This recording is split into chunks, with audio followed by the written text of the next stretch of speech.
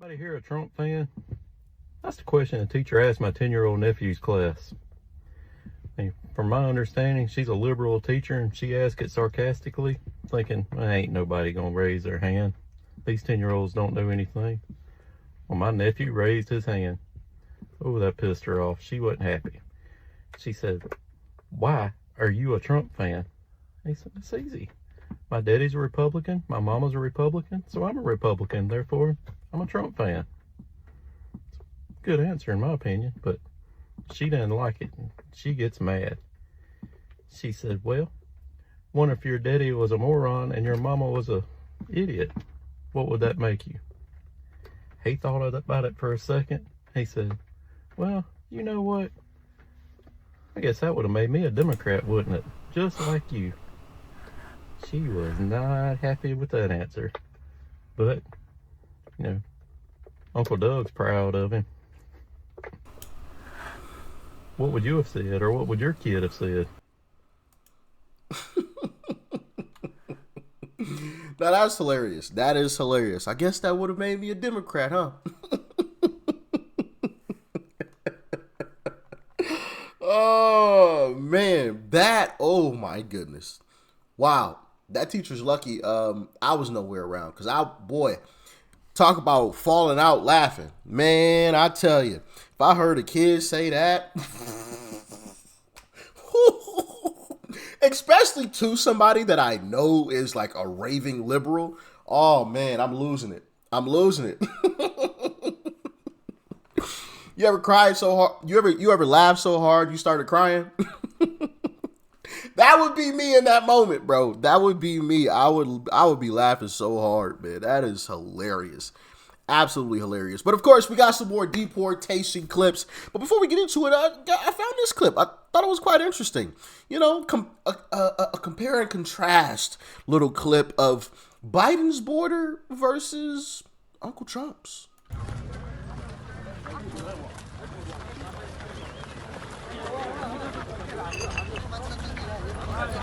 Quite the difference. Quite the difference. Look at that. That is some wild stuff right there, man. Absolutely wild.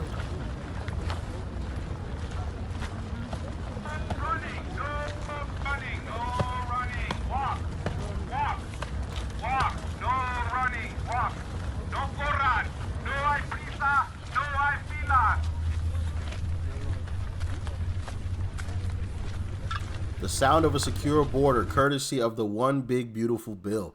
Hey, we love it. We love it. We love it. Huge difference. And remember, guys, with that top image that you guys saw, the Biden border, that entire time they were all telling us the border's closed, the border's secure, the border is secure, the border is closed. There's nothing, there's no mass migration coming across the border.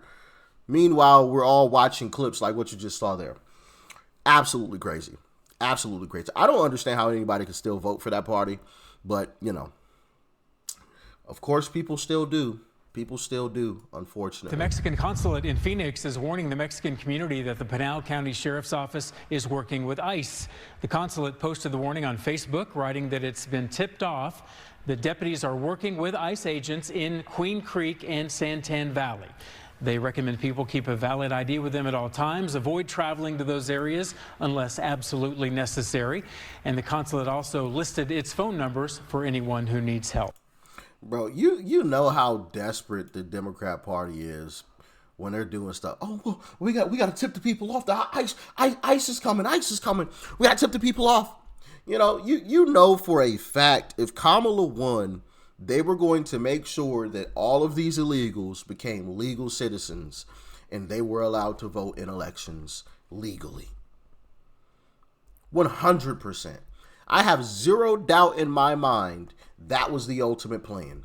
Of course, they were going to say the whole nine. Oh, yeah, Kamala's going to secure the border. She's going to make immigration, or she's going to fix immigration, blah, blah, blah, blah, blah. They weren't going to do a darn thing because if Kamala was going to fix it, she would have already fixed it before the election. So that was a lie. And I have no doubt in my mind that nothing was going to be done about the border. if anything was going to be done, there was going to be a charade show where they passed a bill where ultimately it just gave them the ability to usher in more illegals in a more orderly fashion. Right. So you didn't see the videos of the people, scrambling all over the place. They just would have put more resources down at the border so that it was done in a more orderly fashion. Right. And they could expedite the process to make sure that these people became legal citizens to vote for the Democrat Party. 100%. 100%. If you disagree with me, let me know why in the comments. But I feel pretty strong about Mayor that. Brandon Johnson is asking the United Nations to intervene to stop your operations. Here is what he said before the UN Human Rights Council. Listen to this. The federal government's immigration enforcement has been marked by violence and an assault on the dignity of all Chicagoans. I call on this council to hold the federal government of the United States to the same standards of accountability you apply elsewhere in the world. No country should be above international law. I urge the Human Rights Council to consider additional measures of accountability, including a special session to examine the worsening human rights crisis in the United States. Tom, this is just pure lunacy, but what is your reaction to all of that? He just proved he's not that smart, right? I mean, asking the United Nations to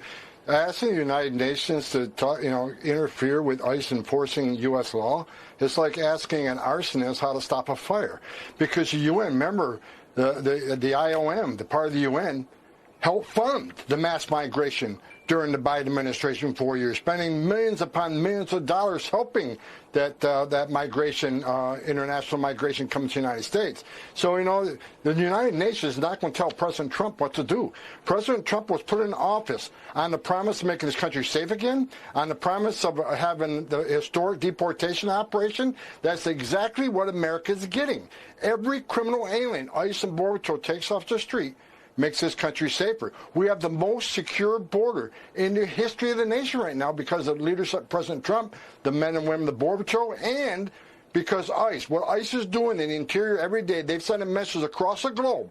Don't spend your life savings, cross the border illegally, think you're going to get away in the United States. Because of what ICE is doing, people aren't spending their life savings, putting themselves in harm's way. Thousands of people aren't dying making that journey. Thousands of Americans aren't dying from fentanyl because of that secure border.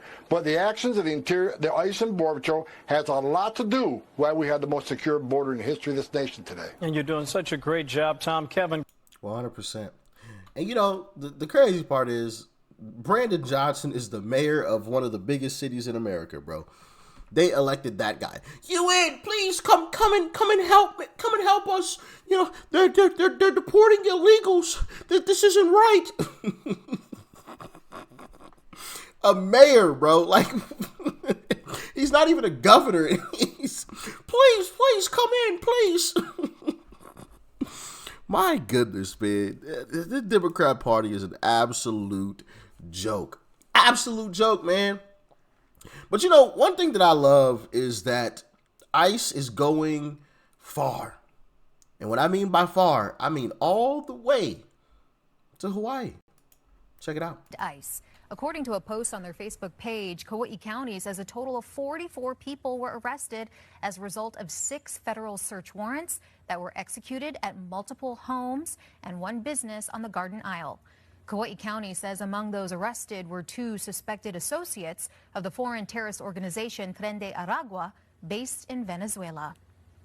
ICE. Jeez, those folks are everywhere, man. My goodness.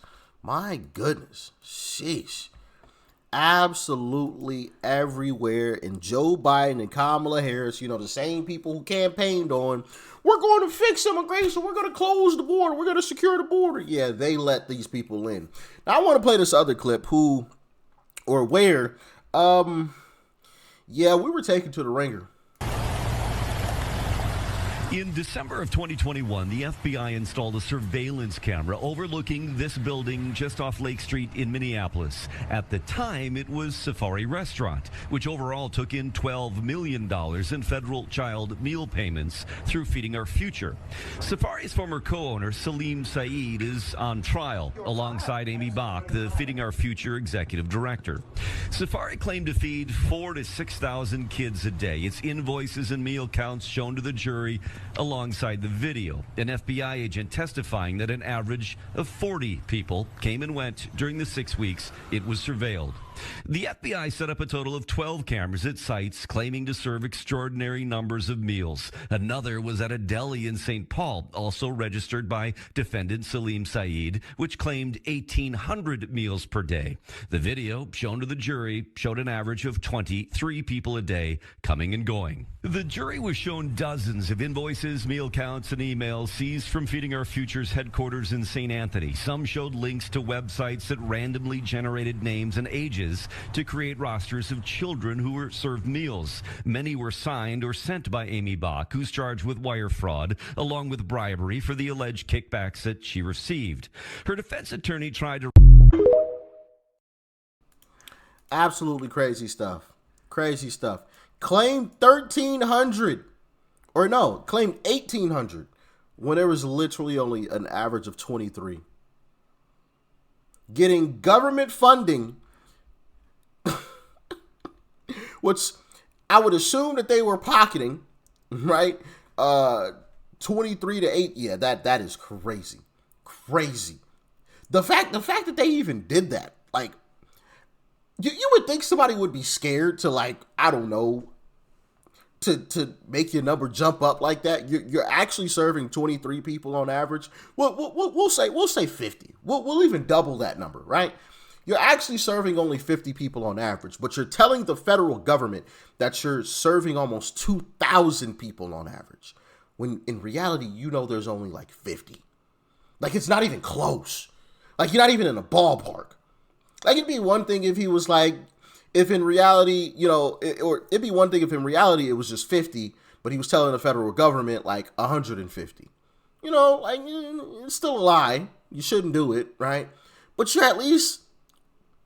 You can at least see it, you know what I'm saying? Like, you in the ballpark, but it's like it's a mean distance away. It's like on the other side, you know? Like, but you're in the same ballpark. You know, this man went to 1,800 from 50. Really 23. Goodness gracious, man. Goodness gracious. Wow. More taxpayer funding wasted in Minneapolis, a Somalian restaurant. What do you know? What do you know? Crazy work, man. Crazy work.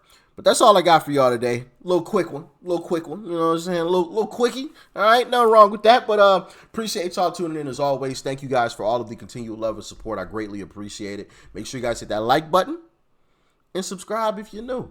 You know what to do. Peace and love. I'm out.